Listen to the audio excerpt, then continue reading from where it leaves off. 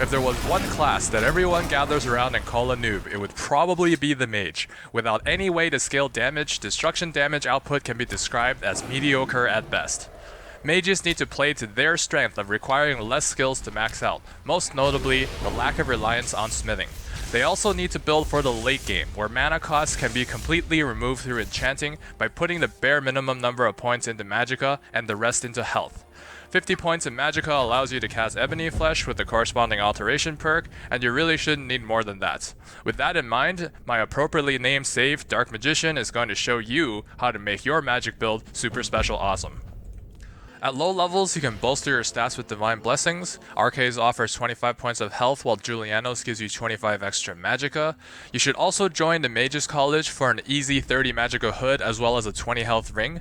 Mixing and matching these buffs can give you some pretty impressive results without ever leveling up. Rushing for a Hearthfire house lets you farm a large number of magicka potions, which you'll probably need in the early game. Starting the quest early without discovering Ember Shard first gives you a high chance of getting Ember Shard for the quest through the semi-radiant quest system. Ember Shard does not have a boss tier bandit, making it a very easy clear even for low levels. If the game gets too hard at low levels, you can grab a Storm Atronak staff from the Atronak Forge. You can get rid of the Ice Wraith rather easily by getting it stuck on these stairs.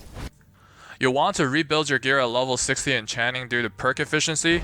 Level 60 enchanting and alchemy gets you 80% magicka cost reduction through enchanting with 4 slots of fortify destruction. The grind is not that long, requiring approximately 50 enchants to get there. Clearing some dwarven runes helps you build up the soul gems to level. I recommend the Unfathomable Depths quest since there are several dead centurions with grand soul gems on them as well.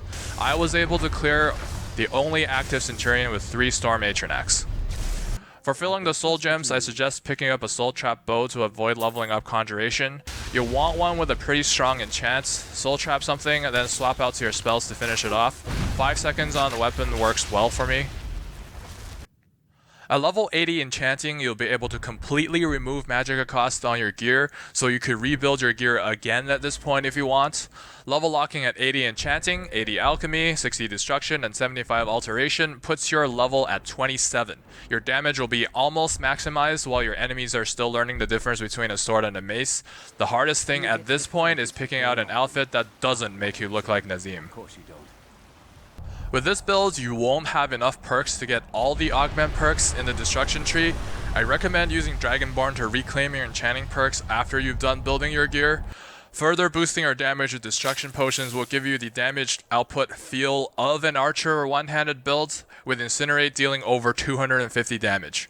At this point, everything will die quickly enough, but that does mean you'll have to be constantly potted to deal your full damage, and you will run out of supplies annoyingly quickly. It is worth mentioning that damage can be further boosted by applying weakness to magic and weakness to poisons to your tankier targets, but the duration of these poisons cannot be changed. They always last 30 seconds regardless of your alchemy level and perks. This makes them not worth using in my opinion, since things die fast enough anyways, and these poisons will add yet another layer of resource management in your Hearthfire garden on top of an already supplies heavy build.